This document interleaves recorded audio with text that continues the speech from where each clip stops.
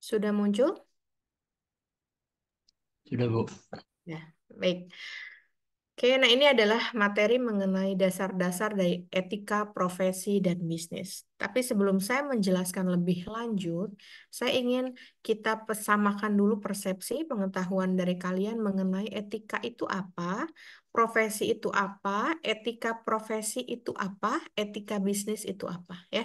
Jadi satu kesatuan dulu, satu-satu dulu, nanti kita jadikan sebagai definisi secara komprehensif. Nah, jadi kalau misalnya bicara tentang profesi, saya mau tanya. Saya mau tanya ke Imelda. Melda, menurut Anda, apakah tukang ojek ini merupakan sebuah profesi, Melda? Imelda?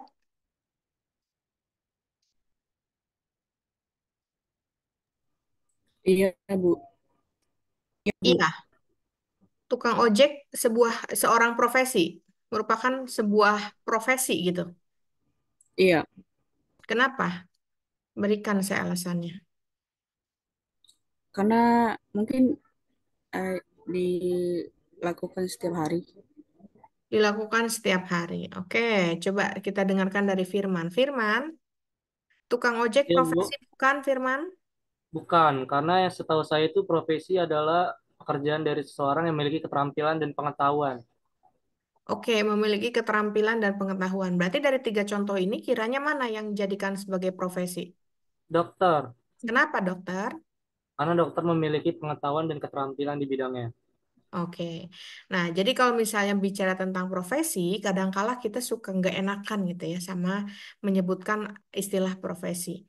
Pekerjaan orang tuamu apa profesimu? Misalnya ya, guru, dosen, atau misalnya mohon maaf, tukang ojek. Nah, sebenarnya di sini berarti kita samar-samar membedakan mana antara profesi tukang ojek, mana profesi sebagai guru. Maka tukang ojek ini lebih pantas, lebih identik jika disebut sebagai pekerjaan saja, bukan sebagai profesi. Karena tadi Firman sudah sebutkan bahwa profesi itu membutuhkan keahlian, keterampilan secara khusus dan perlu juga untuk melewati proses pendidikan secara formal maupun pelatihan yang formal, seperti itu. Nah, apakah tukang ojek ada pendidikan formalnya? Tidak ada. Apakah dokter ada pendidikan formalnya? Ada. Nah, karena dokter ini bahkan sampai diambil sumpahnya, sumpah dokter gitu. Berarti nggak bisa main-main karena ini urusannya adalah dengan nyawa seseorang. Maka ada salah satu etika profesi dari dokter yang mengatur mengenai pekerjaan dari si dokter itu sendiri, profesi dari dokter itu sendiri. Dokter tidak boleh membocorkan rahasia kepada orang lain terkait kerahasiaan penyakit dari pasiennya. Dokter juga tidak boleh menolak kalau misalnya mengobati pasien dengan kondisi apapun. Misalnya nih, kalian jadi dokter, yang datang pasien itu mantan, mantan kalian yang gedek banget. Kira-kira apa tetap diobati atau tidak? Harus tetap diobati walaupun kesel-kesel juga ya, dikasihlah tipis-tipis sianida gitu kan dalam obatnya gitu. Ya enggak gitu juga, Bu.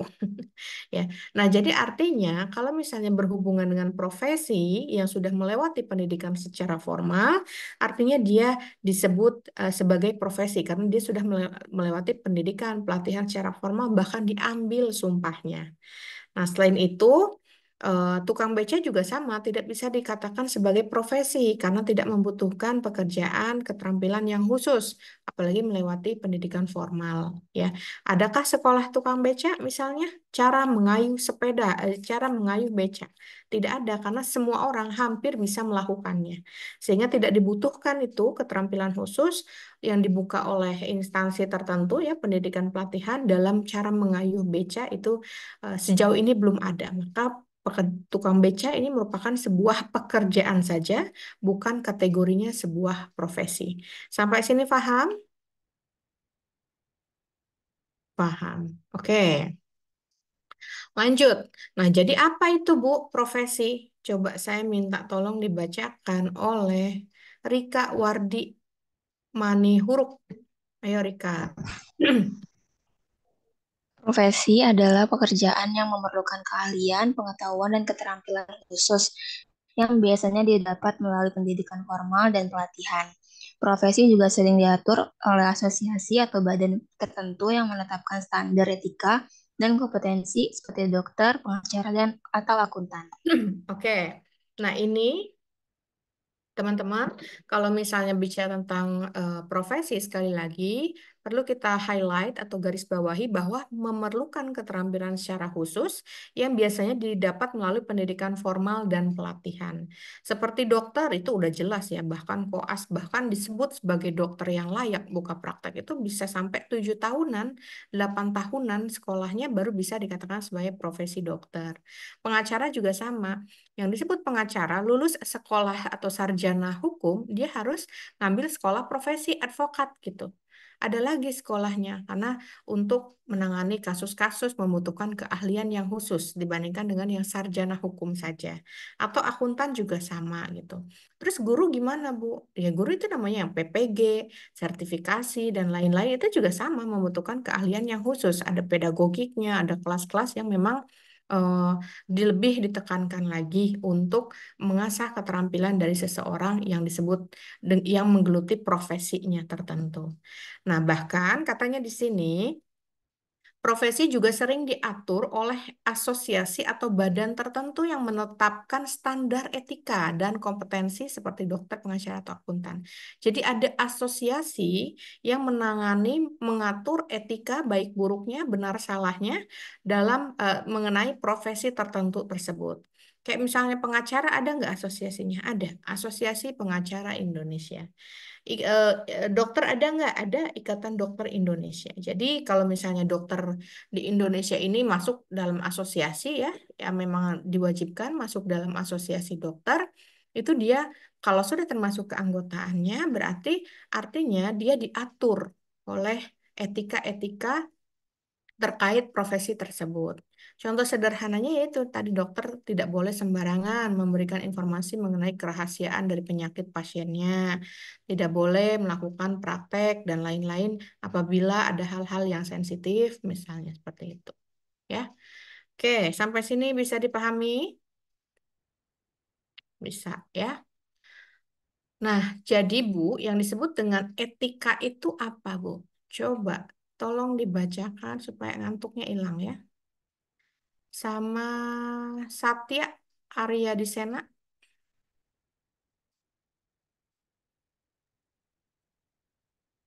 Pengenalan etika. Etika adalah cabang dari filsafat yang mempelajari tentang nilai-nilai moral. Dan yang kedua, etika membantu menentukan apa yang benar dan salah, baik dan buruk dalam perilaku manusia.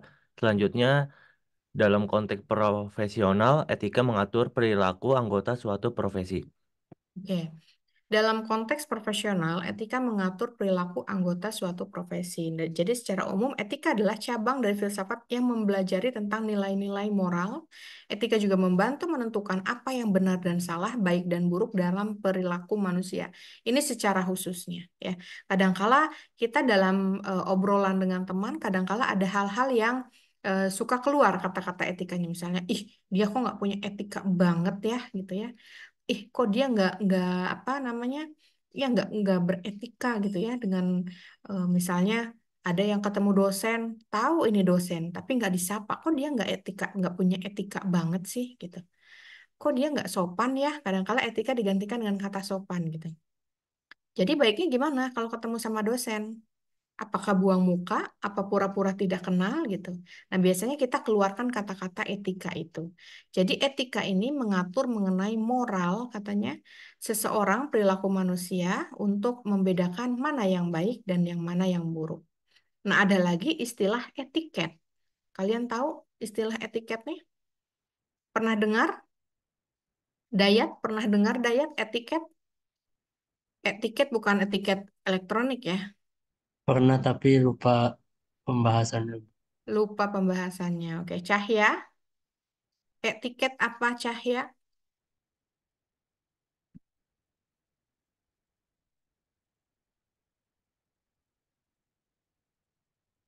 Ayo, bedanya apa dengan etika? Bedanya apa? Iya, Bu. Kenapa? Iya, bedanya etiket apa etiket?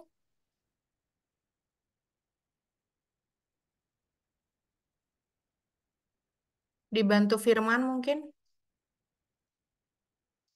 Firman etiket apa Firman?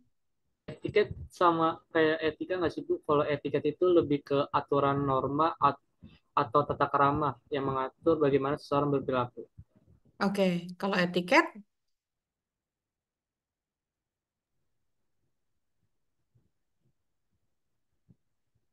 Itu tadi etiket. Kalau etika itu kan eh, kayak apa yang benar apa yang salah. Kalau etiket itu kayak aturan tata krama gitu atau norma-norma. aturan tata krama atau berikan contohnya Azrah.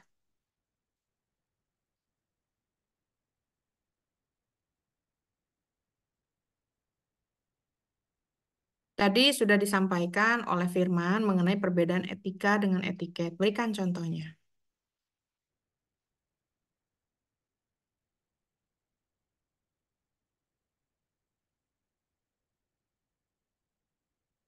Oke, Andes, Bu. bisa bantu jawab Azrah? Iya, Bu.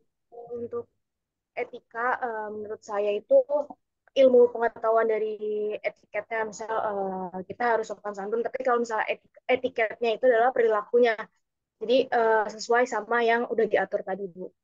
Hmm. Oke, bisa dilengkapi oleh Andes. Contohnya. Kalau etiket itu tuh lebih ke budaya kontekstual, misalnya seperti ucapan terima kasih, minta tolong, kayak gitu, Bu. Hmm. Oke. Udah agak bingung ya, etika dengan etiket. Kalau dari pengertiannya kok hampir sama, Bu. Mengatur benar buruknya perilaku manusia, etika moralnya, benar salahnya ya, salah benarnya gitu, perilaku seseorang. Lalu di mana sebenarnya, Bu, perbedaan yang mendasar antara etika dengan etiket? Jadi jangan salah, bahkan mungkin kita terkecoh sampai sejauh ini, sebenarnya apa yang kita ucapkan seharusnya itu etiket nggak sih? Atau yang kita ucapkan sebenarnya itu etika nggak sih? Gini. Saya memberikan dua pemahaman yang berbeda untuk kalian ya, membedakan antara etiket dan etika. Yang pertama, kalau etika dia berlaku umum. Berlaku umum itu apa, Bu? Artinya, etika ini baik di negara Indonesia maupun di negara Amerika, Inggris, Perancis, itu mengatur baik buruknya. Semacam kayak etika profesi dokter ya, mau dokternya di Indonesia atau di negara lain, kalau misalnya membocorkan rahasia penyakit pasien, itu melanggar etika. Jadi disepakati mau di daerah manapun berlaku baik buruknya dia kita tentukan gitu, ketok palu bahwa ini salah, ini benar. Menurut kalian membunuh benar atau tidak? Tidak. Dia melanggar etiket. Sorry, dia melanggar etika. Karena ini bertolak belakang dengan moral, perilaku moral. Mohon maaf, memperkosa, membuli. Kalian bisa mau membuli. Ini kan kayaknya etiket bu membuli. Enggak, karena di negara lain pun, di daerah lain pun, yang namanya membuli itu tidak dibenarkan. Itu pengertian dari etika. Kalau etiket, dia hanya mengatur mengenai tata krama. Tata krama dalam arti apa? Dalam arti lokal. Jadi kalau misalnya kalian di Indonesia menyebut orang tua itu dengan sebutan bapak, itu etiketnya. Tapi kalau misalnya kalian di negara Amerika nyebut dosen dengan namanya, misalnya, Mayang, kemana Mayang gitu, itu nggak masalah gitu. Atau orang tuanya, biasanya kan gitu, ke omnya aja nyebut nama di orang-orang luar itu, negara-negara lain. Nah itu etiketnya ya dia seperti itu gitu. Di negara Korea, kalau misalnya kita mau salam kan kita anggukan kepala ya, gitu. Kalau di Indonesia salam dengan cara apa? Salim tangan ke orang tua yang lebih tua dari segi umurnya gitu. Itu etiket karena yang mengatur tata krama khusus untuk di daerah tersebut yang berlaku di daerah tersebut. Makan di Indonesia nggak boleh ceplak, nggak boleh bunyi. Disangkanya apa? Tidak sopan. Kalau di Itali, kalau makannya nggak bunyi, kalian dianggap tidak menikmati makanan tersebut. Makan nih, kalian berkunjung ke rumah saudara gitu. Kalian makannya nggak bunyi. Karena masih ke bawah di Indonesia. Aduh, jangan nih ceplak nih. Nanti disangkanya nggak sopan. Kalau di Italia justru kalau nggak ceplak, katanya itu dianggap sebagai tidak sopan karena tidak menghargai makanan dari si yang menyajikan di rumah tersebut. Nah, itulah antara perbedaan yang mendasar antara etika dengan etiket. Sampai sekarang sudah bisa membedakan keduanya? Bisa, ya. Menyapa dosen ketemu di jalan etika atau etiket? Nah, katanya tadi udah angguk-angguk, ngerti. Sekarang saya tanya, ketemu dosen di jalan, etika atau etiket? Salsa, Etika, Bu. etika. Kenapa salsa? Iya, karena kayak yang tadi dijelasin, eh, itu kan hal yang udah seharusnya kayak gitu. Sudah Untuk seharusnya, apa ya. yang ya, Di daerah lain pun, bahkan di lintas negara pun, kalau misalnya ketemu sama orang, ya baiknya disapa, gitu. Ya, apalagi itu adalah seorang guru, dosen kalian, pengajar kalian. Ya, minimal basa-basi, kalau nggak disebut namanya, ya senyum kek, ngangguk kek, gitu. Ya, itu etikanya. Oke, mudah-mudahan sudah semakin bisa membedakan antara etika dengan etiket. Ya, next. Nah, ini ada etika profesi. Coba dibaca oleh Asmiatun. Etika profesi adalah standar moral yang diterapkan dalam lingkungan profesional, mencakup prinsip-prinsip seperti integritas, kejujuran, tanggung jawab, dan keadilan. Mengatur hubungan antara profesional dengan klien, kolega, dan masyarakat. Nah, contoh pelanggaran etika profesi. Oh, Dok, sorry, contoh, etika profesi perawat ini ya. oke. Contoh pelanggaran etika profesi kehamilan pasien tanpa didampingi atas izin dokter kandungan. Oke. Nah, jadi Tanpa didamping. ya. Nah, jadi artinya semakin kita perjelas bahwa etika profesi adalah standar moral yang diterapkan dalam lingkungan profesional. Yang disebut profesional tadi sudah dibahas ya, bahwa membutuhkan keahlian khusus atau melalui pendidikan yang secara formal, pendidikan atau pelatihan secara formal. Nah, ini ada contoh pelanggaran etika profesi perawat nih. Perawat juga harus disebut sebagai profesi. Kenapa? Karena dia harus melewati pelatihan kan. Nah, kasusnya kemarin, entah dibaca di berita mana, saya ingat bahwa ada perawat yang dia itu eh, buka praktek, udah salah lagi perawat buka praktek lagi, yang harus buka praktek dokter ya. Perawat buka praktek, terus yang bersangkutan itu memeriksa pasiennya yang sedang hamil. Nah, ternyata setelah ketahui oleh si pasien, ternyata yang memeriksa itu bukan perawat, bukan dokter kandungan, tapi adalah seorang perawat. Nah, berhak nggak seorang pasien dia melaporkan? Berhak. Karena si perawat yang bersangkutan itu sudah menyalahi etika profesinya sebagai seorang perawat. Karena tindakan dari memeriksa kehamilan pasien itu ranahnya sudah bukan lagi di perawat, tapi sudah harus masuk ke dokter kandungan, SPOG ya.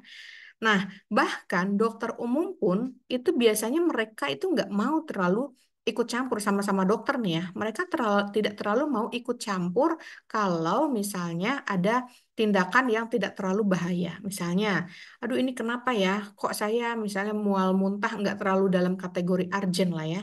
Nah, biasanya dokter umum dia merekomendasikan, oh ya Bu, nanti saya arahkan ke dokter kandungan ya Bu, karena ini ranahnya dokter kandungan.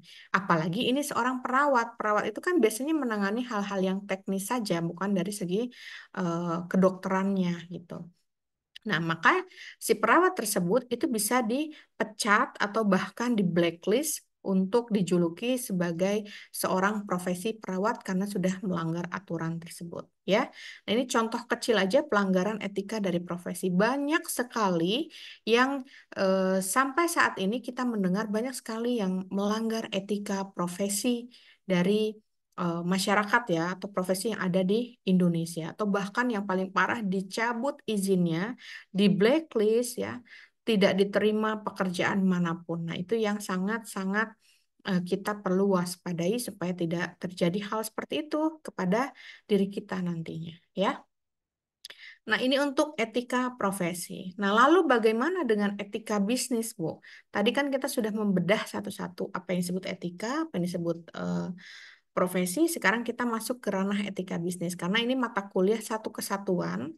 Kalau di prodi lain ini dipisah, etika profesi, profesi, etika bisnis, bisnis. Tapi di PAP karena ini masih bisa kita memungkinkan untuk digabung dalam satu mata kuliah, maka digabung supaya kita tahu secara keseluruhan saja dalam bentuk satu mata kuliah gitu ya.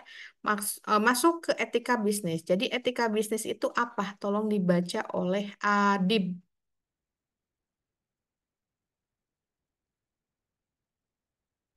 Baik Ibu, etika bisnis adalah berfokus pada moral dan prinsip yang mengatur perilaku bisnis, termasuk aspek seperti tanggung jawab sosial perusahaan, kejujuran dalam pemasaran, dan perlakuan adil terhadap karyawan. Tujuannya adalah untuk mencapai keseimbangan antara keuntungan dan tanggung jawab sosial.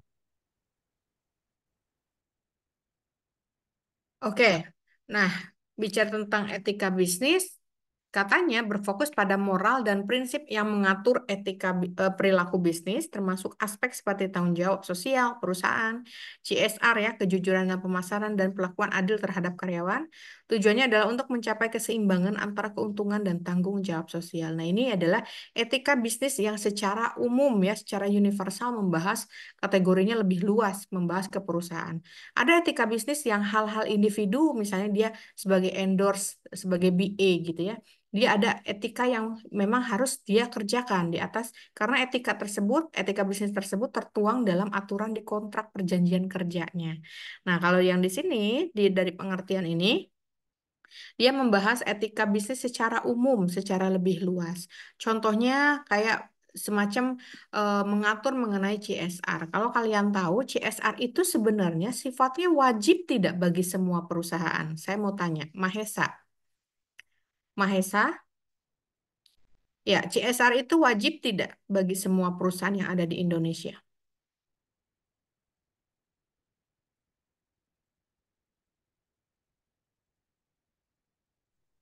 Iya Ibu, suaranya masuk nggak ya Bu sebelumnya?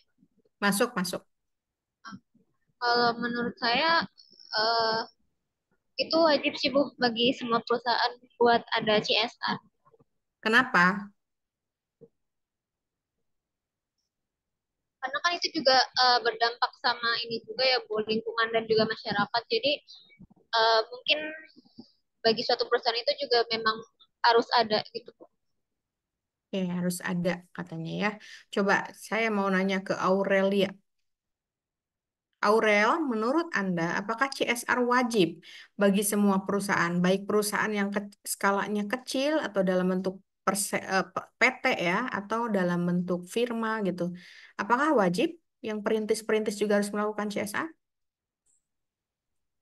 Mungkin kalau untuk penerapannya tidak sepenuhnya wajib bagi seluruh perusahaan, tapi eh, perusahaan harus perlu ada CSR untuk memiliki landasan hukum sih Bu.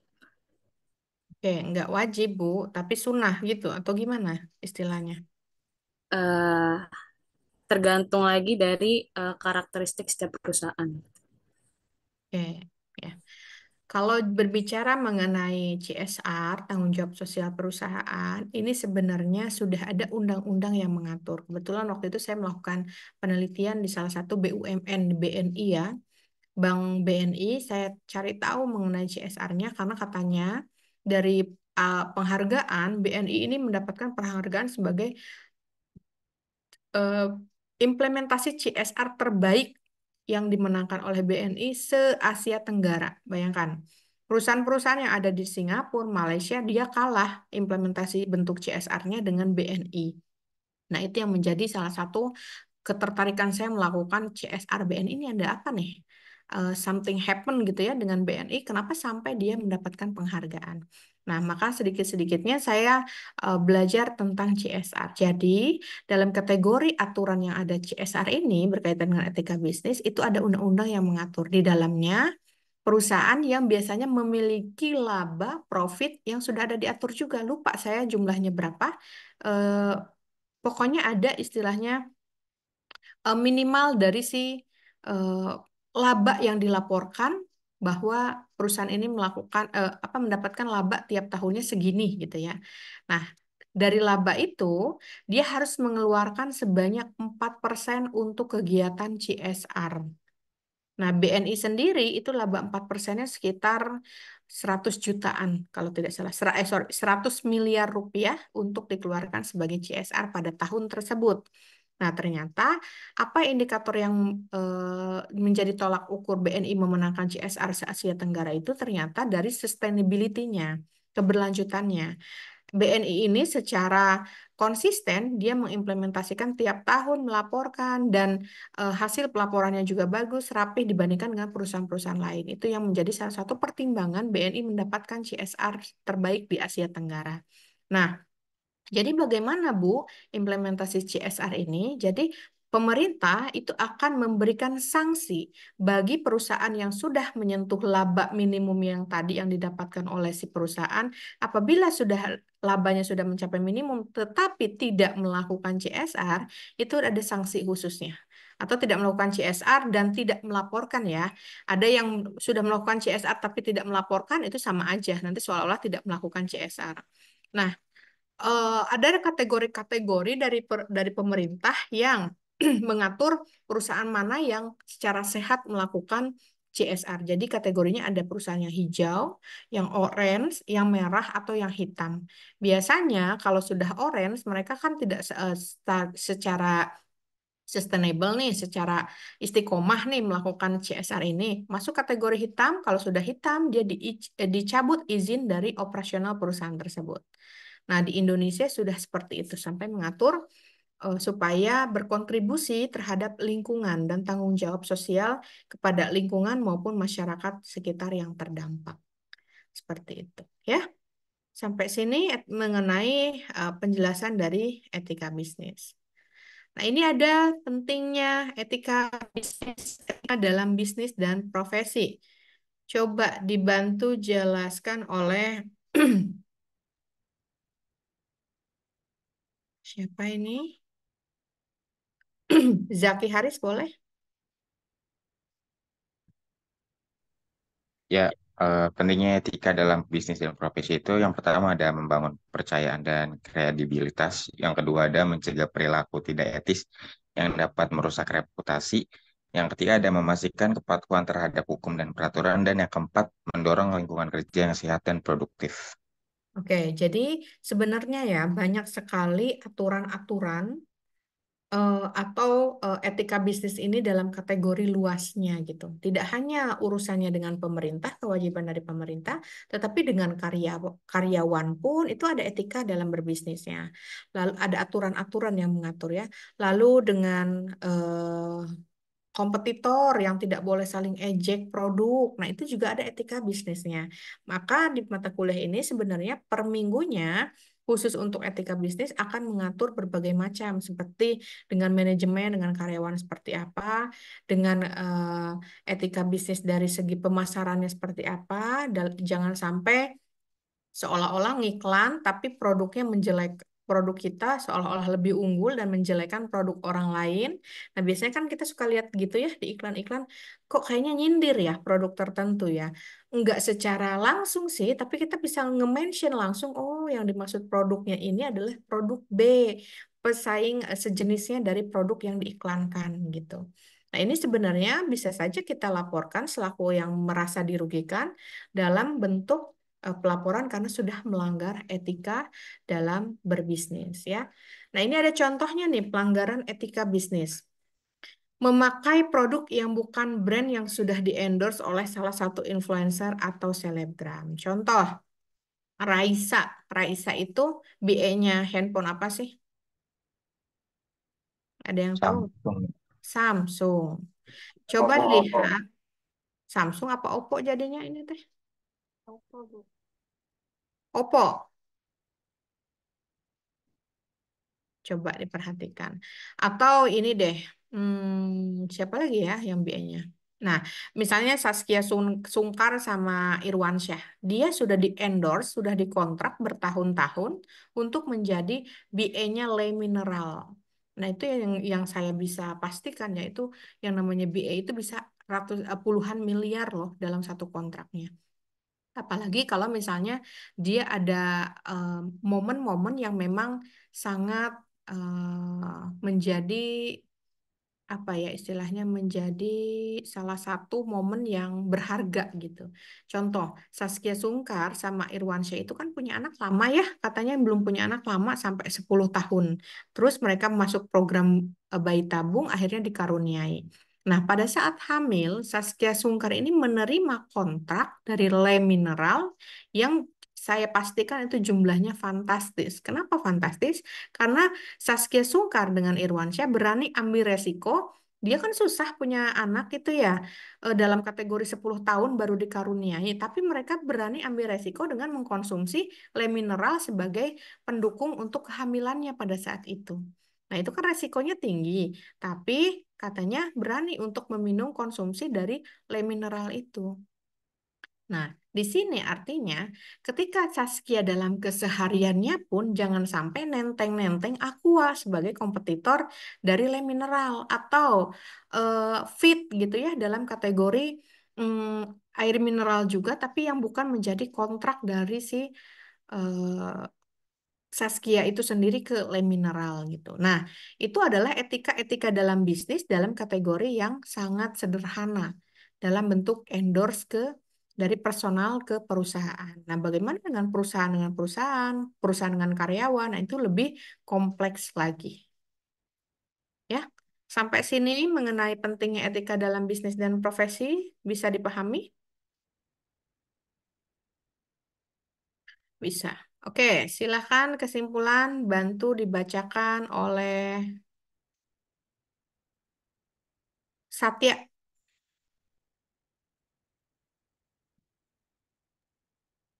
Kesimpulan, etika memainkan peran penting dalam membentuk perilaku profesional dan bisnis.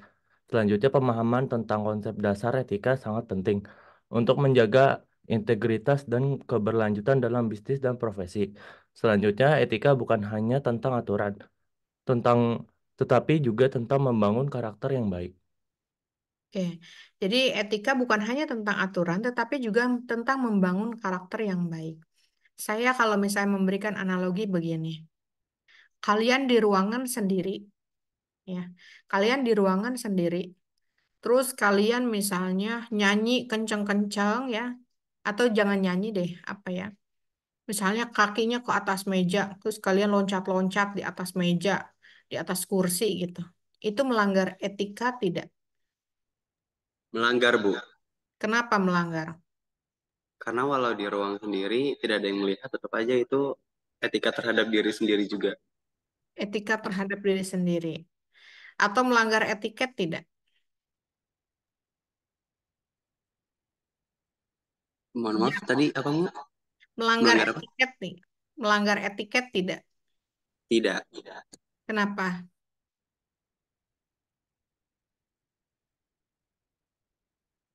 Karena menurut saya, balik lagi ke dirinya sendiri masing-masing sih, Bu. Oke. Jadi, etika dan etiket itu akan berlaku apabila ada orang lain di dalamnya. Ya, contohnya kalian, misalnya mohon maaf, nggak pakai baju di kamar. Apa melanggar etika? Tidak, karena tidak ada orang lain yang melihat, iya kan? Tidak melanggar etiket juga, karena tidak ada orang lain yang melihat. Etika dan etiket akan berlaku apabila ada orang lain di lokasi tersebut. Gitu. Paham sampai saat ini? Baik, paham, Bu. Oke ya, mungkin kalau misalnya KJ beranggapan bahwa itu melanggar etika Bu, minimal untuk diri sendiri. Bagus sih, tapi kalau misalnya semua etika di seketat itu di dalam kamar pun kita dilanggar dong untuk tidak boleh membuka baju gitu. Atau selesai mandi pakai handuk, melanggar etika nih kalau ada orang lain. Kalau tidak, ya tidak masalah. Seperti itu. Ya, melanggar orang lain atau ada yang merugikan orang lain. Kalau sekiranya kalian tidak merugikan orang lain, itu kamar-kamar kalian misalnya ya. Terus itu handuk-handuk kalian, it's okay. Itu masih dalam koridor tidak melanggar etika. Paham? Oke, kalau paham, kita masuk ke tugasnya. Sudah muncul? Belum, Bu, masih di slide kesimpulan tadi. Oh, oke, oke. Sebentar, saya harus akhiri dulu kalau begitu.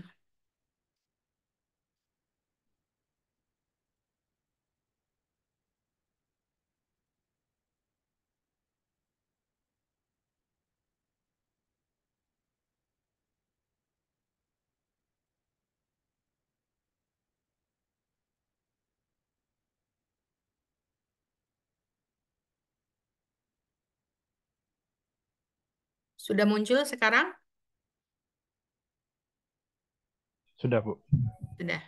Oke, perhatikan ya. Ini biasanya penyakit mahasiswa nih. Kalau udah dijelaskan, udah deal-dealan, kita paham, paham. Setelahnya ngedredet, nge-WA masuk. Bu, saya dari kelas ini mau nanya mengenai tugas. Nah, jadi tolong kerjasamanya perhatikan secara seksama mengenai tugasnya ya.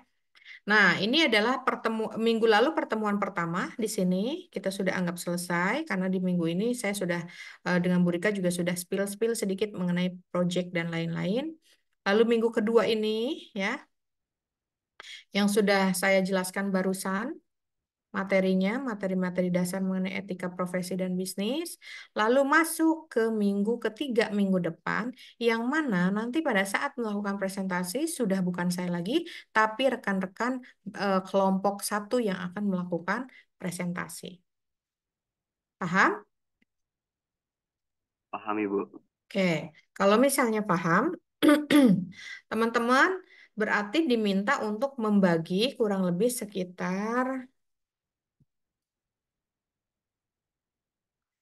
12 kelompok sampai pertemuan ke-15 di sini. Oke? Oke, Bu. Ya. Nah, terus apa Bu yang harus dibuat sesuai dengan materinya? Jadi akan ada mahasiswa yang membahas mengenai materi, ada yang membahas mengenai bedah kasus. Yang materi di minggu depan membahas mengenai kode etik profesi guru. Apa saja sih yang dimaksud dengan profesi? Boleh diulas sedikit, tapi porsinya jangan terlalu banyak ya. Kode etik profesi guru, lalu peran dan tanggung jawab guru terhadap orang tua, siswa, dan kolega. Nah, ini yang bersinggungan kan. Orang tua, guru biasanya ke orang tua, siswa, dan kolega. Kemarin sempat viral, ada guru BK yang razia make up siswa SMA, SMK. Apakah itu melanggar etika? Sebagai profesi guru, nah itu banyak sekali yang kontroversi. Makanya, kalau sudah dijabarkan mengenai kode etik profesi guru dalam bentuk materi, minggu depannya kita bedah kasus berdasarkan kelompok yang mendapat di kelompok berikutnya 2 minggu lagi. Jadi tidak hanya membedah kasus, tolong juga lampirkan analisa dan penanggulangan kasusnya ya, upayanya, penanggulangan atau upaya dari kasus tersebut. Nah, kasusnya upayakan kalau saya khawatirnya kalian nyomot yang sederhana aja, terus jadi nggak terlalu mendalam mengenai analisanya. Jadi saya inginnya kalian minimal atau maksimal kita tetapkan aja, kita dealkan bahwa setiap kasus yang mendapatkan sebuah kasus itu kasusnya minimal 2 ya. Jadi jangan satu, saya inginnya ada 2 kasus yang kalian bisa analisa dan kalian bedah. Paham? Nah, minggu depannya setelah bedah kasus dari pelanggaran etika profesi guru, masuk ke kelompok ketiga yang membahas mengenai materi lagi, balik lagi ke materi mengenai profesi sekretaris. Karena profil lulusan di PAP ini ada berbagai macam. Yang pertama, memungkinkan menjadi seorang guru, sekretaris, office administrator, PR atau public relation. Yang terakhir adalah seorang entrepreneur ya. Nah, jadi kelompok 3 yang nanti 2 minggu lagi dapat lagi materi tentang kode etik profesi sekretaris itu seperti apa sih? Banyak kan suka rumor-rumornya kenapa profesi sekretaris ini selalu diidentikan dengan simpanannya bos gitu.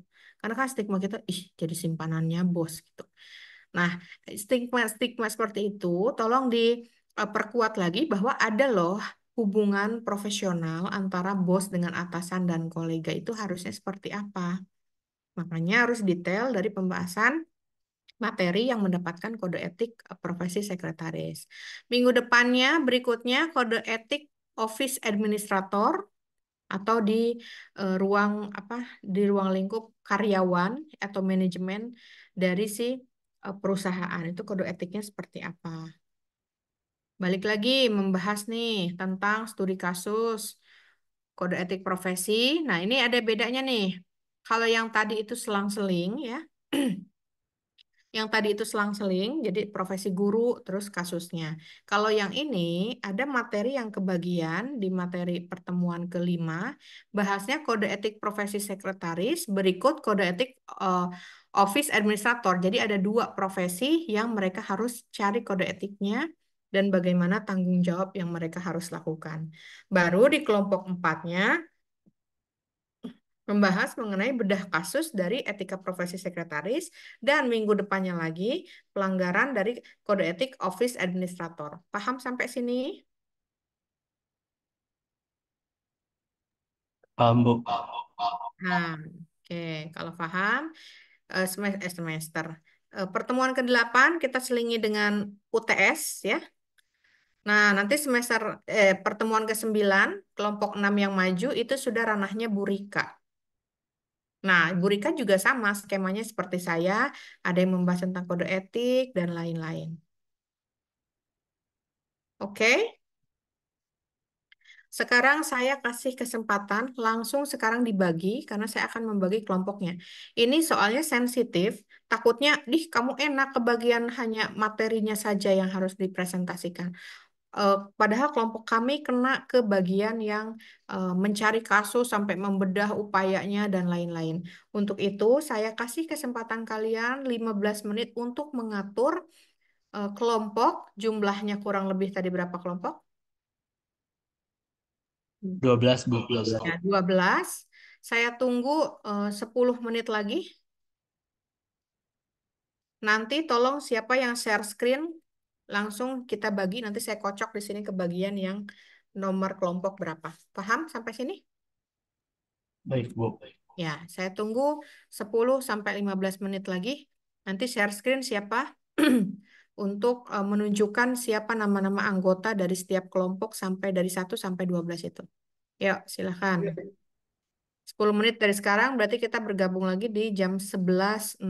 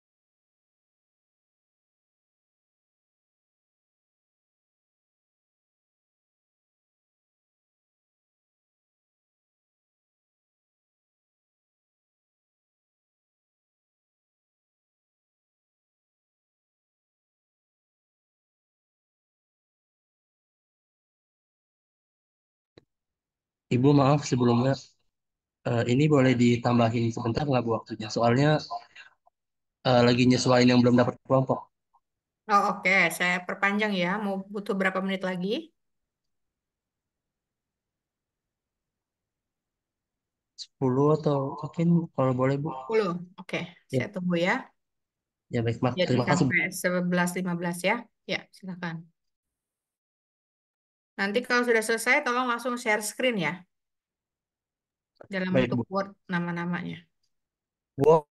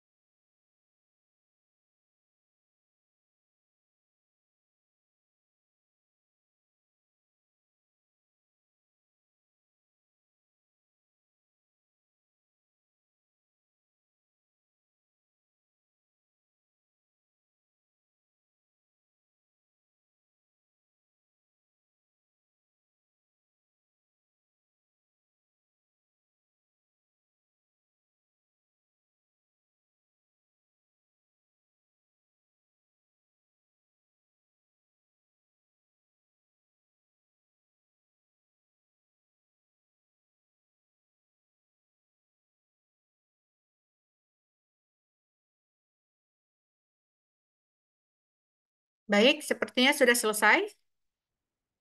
Siapa yang share screen ini? Daya? Sudah semua?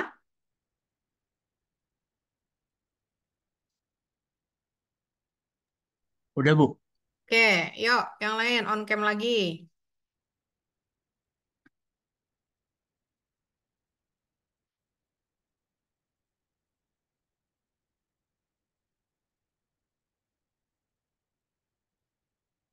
Yuk on cam semua dulu.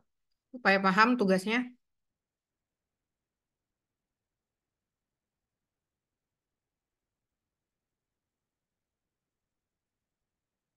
Ada 12 ya, 12 kelompok ya. Oke, saya di sini kelihatan sudah punya kocokan kertas kecil-kecil ya. Jadi ke atas, nah ini anggap saja yang A ini adalah kelompok pertama. Kelompok pertama saya akan nulis di sini angka ya. Angka artinya kepertemuan dari si materi yang tadi saya share screen. Paham? Ya. Diulang bisa, Bu, maaf. Jadi, ini kelompok A ini anggaplah kelompok satu. Nanti materinya tentang apa, ini saya sudah buat kocokannya. Jadi pas nanti keluar misalnya saya buka 9, berarti materinya yang ada di pertemuan ke-9 gitu loh. Mm-mm. Paham Baik, ya? Bu. Mm-mm. Saya mulai nih, jadi tidak ada asas mengenai hal-hal yang dirugikan. Oke? Ini yang kelompok A, saya ambil kertasnya.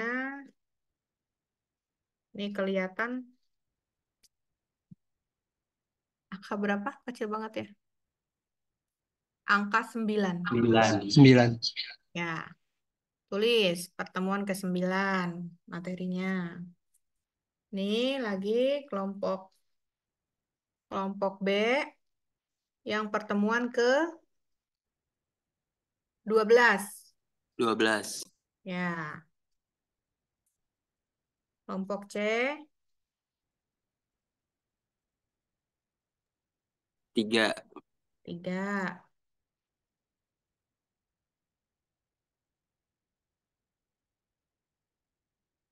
Kelompok D 6. kelihatan 6.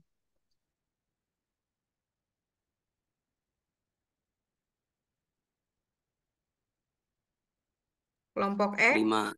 5.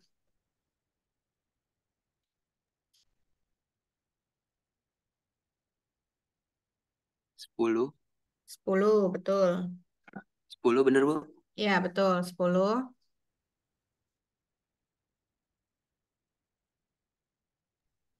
14. 14.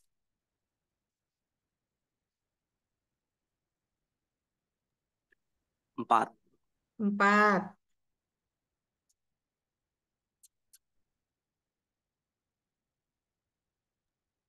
11. 11.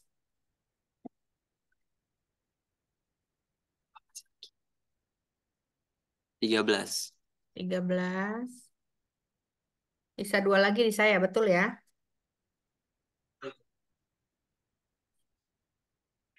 7. 7. Dan kelompok terakhir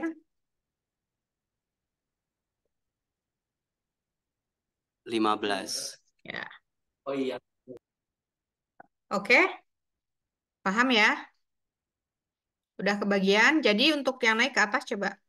Pertemuan ketiga berarti kelompok siapa dulu ini? Pertemuan ketiga kelompok C. Ini yang Kelompok C, Bu. akan presentasi. Betul. Ada Feiza, Ayu, Rinike, dan Salsa. Tolong persiapkan eh, sedemikian rupa ya supaya terlihat bagus presentasinya dan teman-teman tidak hanya yang minggu depan saja mengumpulkan paper atau makalahnya, tapi semua kelompok di minggu depan sudah mengumpulkan papernya. Kecuali PPT bisa on the spot. Jadi yang minggu depan Faiza dan kawan-kawan ini makalah dengan PPT-nya. Format makalahnya standar-standar saja lah. Yang sudah kalian kan semester 5 sering buat paper makalah mengenai tugas-tugas, nah ikuti saja yang itu. Ya, Baik, Bu. ya, spasinya 1,5 yang standar saja, terus juga halamannya jangan terlalu singkat juga ya, minimal 15 sampai 20 halaman untuk papernya. Paham? Jangan di print, cukup digital saja. PJ-nya nanti kirimkan link Google Drive-nya ke saya untuk saya koreksi tugasnya. Simpan di situ semua makalah kelompoknya. Baik, Bu. Oke, sampai sini ada yang mau tanyakan lagi? Udah bisa dipahami ya. Lalu berikutnya, itu nggak akan ada yang dapat yang pertemuan ke-8, karena kan 8 UTS. Jadi saya tutup 8 dan 16 itu nggak ada. Pasti. Ya. Nah, untuk berikutnya, nanti di project akhir, kalian ini dari hasilnya, dari hasil presentasi dan makalah, akan kita konsepkan dalam bentuk book chapter. Jadi tolong, dalam segi tugasnya, plagiasinya minimal maksimal 15%. AI-nya maupun dari kutipan internet lainnya atau bukunya. Jadi sisanya tolong dari pemikiran kalian, karena nanti ujung-ujungnya akan dibuat dalam book chapter.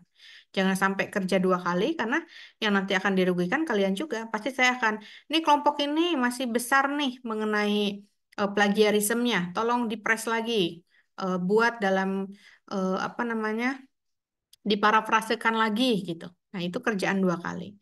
Jadi tolong dari sekarang saya sudah membuat minimalnya sebanyak bolehnya 15% saja.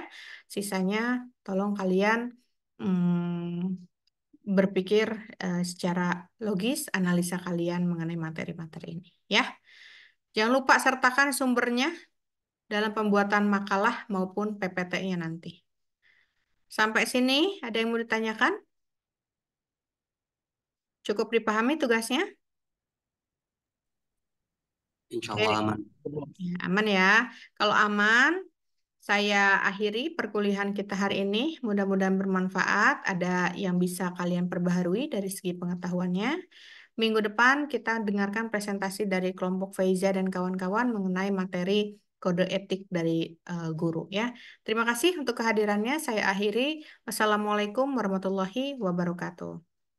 Waalaikumsalam. Waalaikumsalam. Ya, Terima kasih, Dayat, Bu. ya nanti untuk absensinya tolong dikoordinir, laporkan ke saya setiap selesai dari Zoom ini ya. Baik, Bu. Baik, terima kasih ya.